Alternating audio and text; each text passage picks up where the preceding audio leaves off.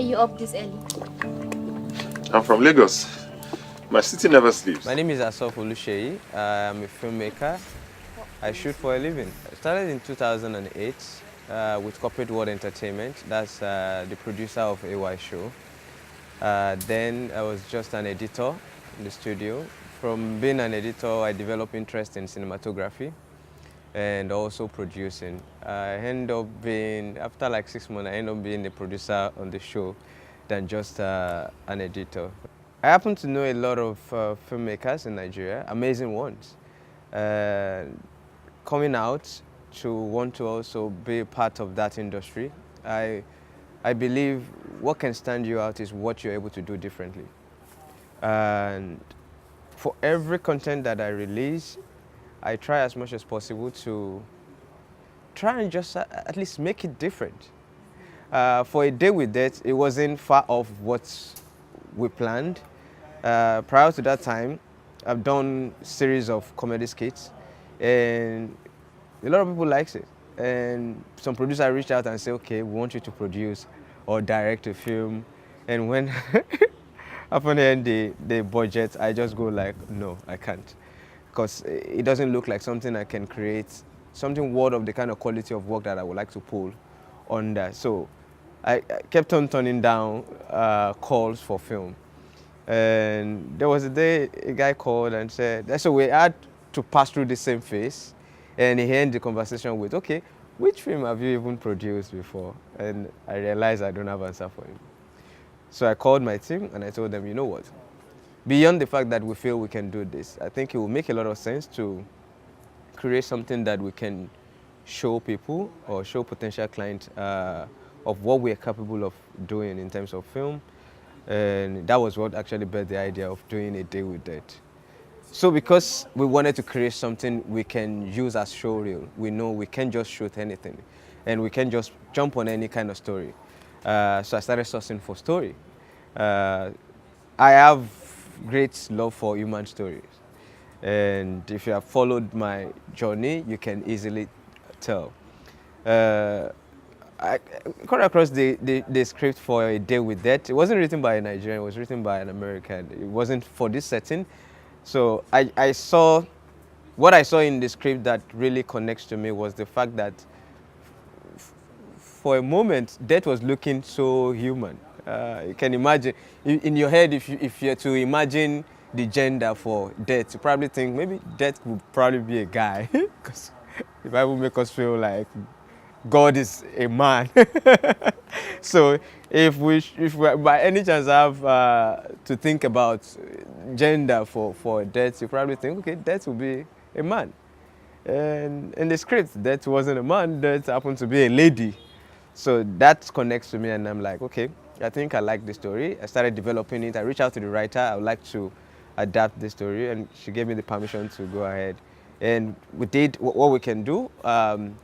We did our best on the story and we released A Day with Death. Shooting it, I think I emptied my account doing that short film. It's my last day. Isn't there some way I can at least get to talk to them? A Day with Death. The short film winning the best short film at AMVCA wasn't really expected, but at least we can attest to the fact that the team put in a lot of effort on the short film to come out. So when I was trying to do another one, Hell or High Water, the same principle, just trying to do something different. A lot of filmmakers will shy away from anything around gay. And I felt, as long as the story is true, then my job as a filmmaker is to tell the story. The fact that we even have laws against homosexuality put us in a very good spot to tell stories around it. Because our job is to educate, enlighten, and probably influence culture. We've got laws against prostitution, laws against kidnapping, laws against corruption, but we still depict all these characters and elements in our films. So what's the difference with doing a gay team short film? And I said, okay, you know what, if nobody's doing it, then I want to do it. And I want to face the consequence. And I'm happy. We end up doing Hell or High Water. Today is history, at least it's a content and it's driving engagement and I'm happy. What I don't really understand is that you are a gay. Gay, go now! With all of this! Is that why you married her? So for crowdsourcing for Akunde, doing it again, I don't know if I can use my lifeline again. While developing the story, it's pure drama. And I know most of consumer in this environment have strong flair for comedy. So I have an idea, the risk at which I was dancing to. And while doing my breakdown, I was just trying to come up with a creative idea in reducing my risk. I've not done a feature before. There are a lot of people that I've really labored for in this industry. And I was just telling myself, you know, I can call Mr. Hay, I can call this man and say, you know what, I want to do my first feature. Kindly support me. But they might not probably take it so serious if I just call and knock, and it will be so long doing it one by one. So I came up, and I've seen series of foreign films running on crowdsourcing.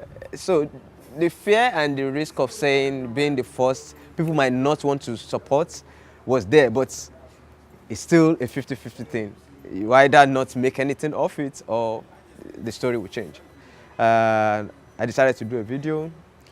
Before doing the campaign video, I had like 80 to 90% of my initial budget for the film.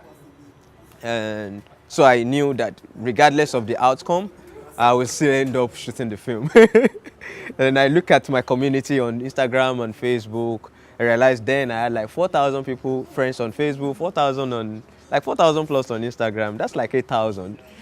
Statistics can fail you sometimes, you know. And I'm like, okay, 8,000 people. If I can get 8,000 people to commit 2,000 naira to my first feature film, that's like me raising like 8 million naira or so.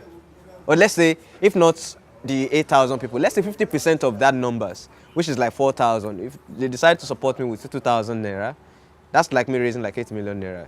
To make 8 million naira off cinema, your movie will probably have done like 20 million naira.